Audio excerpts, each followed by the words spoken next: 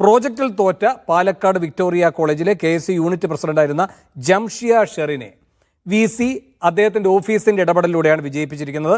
പരാജയപ്പെട്ട project paper vice chancellor തീരുമാനിച്ച 2 അധ്യാപകരെ കൊണ്ട് പുനർമൂല്യനിർണ്ണയം നടത്തിച്ചു. സർവകലാശാലയുടെ പരീക്ഷാ നിയമപ്രകാരം അങ്ങനെ പ്രോജക്റ്റിന് പുനർമൂല്യനിർണ്ണയം ഉള്ളതല്ല. എന്നിട്ട് അതെല്ലാം കാറ്റിൽ പറത്തിയാണ് ഈ കോൺഗ്രസിന്റെ അനുകൂല അധ്യാപക സംഘടനാ നേതാവായിരുന്ന ഡോക്ടർ P. രവീന്ദ്രൻ ഇങ്ങനൊരു ഇടപെടൽ നടത്തിയിരിക്കുന്നത്. ഇത് ജിൻഡോയുടെ ശ്രദ്ധയിൽപ്പെട്ടിട്ടുണ്ടോ ഇല്ലയോ? അത് വഴിയേ അറിഞ്ഞോളൂ. സർവകലാശാലയുടെ ചട്ടങ്ങൾക്ക് വിരുദ്ധമായിട്ട് ഉന്നത വിദ്യാഭ്യാസത്തെ തകർക്കുന്ന രീതിയിലുള്ള വൽക്കരണമാണ് നടക്കുന്നതെങ്കിൽ അതെല്ലാം പരിശോധിക്കപ്പെടണമെന്നേ. ഇപ്പൊ M. സ്വരാജിന്റെ ഭാര്യയ്ക്ക് 19 വർഷത്തിന് ശേഷം മേഴ്സി ചാൻസിലൂടെ PhD-യുടെ തീസിസ് സബ്മിറ്റ് ചെയ്യാനുള്ള അവകാശം കിട്ടിയില്ലേ? അപ്പൊ ഇതെല്ലാം ചർച്ച ചെയ്യപ്പെടണം. ഗവർണറും സർക്കാരുമായി ഒത്തുകളിക്കുന്നു എന്നതാണല്ലോ എപ്പോഴും നിങ്ങളുടെ വാദത്തിന്റെ ഒരു അടിസ്ഥാനം, അതിന്റെ ഒരു ആധാരശില എന്ന് പറയുന്ന യുക്തി അതാണല്ലോ.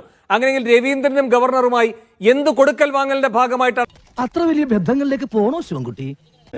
ഞാൻ കൃത്യമായിട്ട് അതിൽ ഒരു കാര്യം പറഞ്ഞു. എനിക്ക് ഇൻഡെപ്ത് ഡീറ്റെയിൽ വേണു പറഞ്ഞ ഈ പർട്ടിക്കുലർ ഇഷ്യൂവിനെ കുറിച്ചിട്ട് അറിയാത്ത കാര്യം അറിയില്ല എന്ന് തന്നെ പറയുന്നുള്ള അതിന്റെ ഒരു മാന്യത. ഇനി വേണുവിനെ ഞാൻ വിശ്വാസത്തിലെടുക്കുക.